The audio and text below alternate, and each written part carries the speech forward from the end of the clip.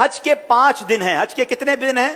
8, 9, 10, 11, 12 ذوالحجہ. 8 ذوالحجہ کو حاجی نے جانا ہوتا ہے مینا، اور وہاں ہم نے 5 نمازیں پڑھنی ہیں. 5 نمازیں پڑھنا وہ سنت ہے: ظہر، عصر، مغرب، عشاء اور 9 کی فجر. ٹھیک ہے، this is the most crucial and most important day of حج.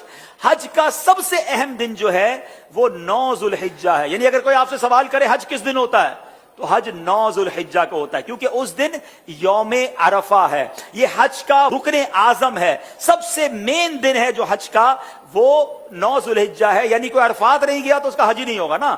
تو حج کا جو مین دن ہے وہ عرفات کا دن ہے. پورا دن عرفات میں گزارنا ہے. جب غروب آفتاب کا یقین ہو جائے کہ جناب مغرب کا وقت ہو گیا، غروب آفتاب ہو گیا، اب سارے حاجی آئیں گے مزدلفہ. ٹھیک ہے، اب جب آپ مزدلفہ پہنچیں گے تو مزدلفہ میں مغرب اور عشاء ملا کر پڑھنی ہے.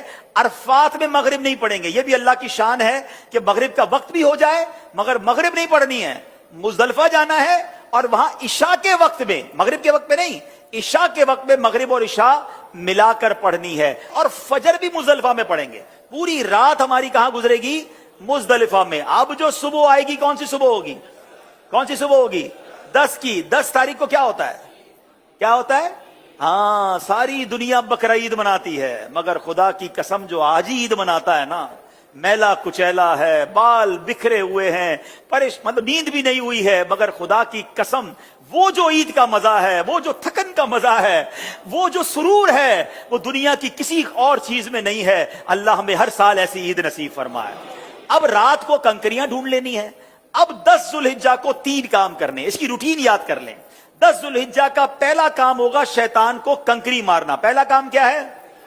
شیطان کو، ایک ہی شیطان کو مارنا ہے، بڑے شیطان کو. ٹھیک ہے، بڑے شیطان کو 7 کنکریاں مارنی ہے. دوسرا کام، جیسے ہی کنکری مار لیں گے اس کے بعد قربانی کرنی ہے. ٹھیک ہے، کنکری مار کر آپ نے اپنے معلم کو، اپنے گروپ والوں کو، یا جو بھی لوگ آپ کی قربانی کا انتظام کر رہے ہیں ان کو بتانا ہے کہ میری قربانی کر دیں.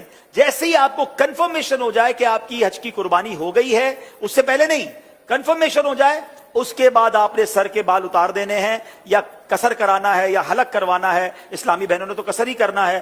اب آپ کا حج کا احرام اتر جائے گا.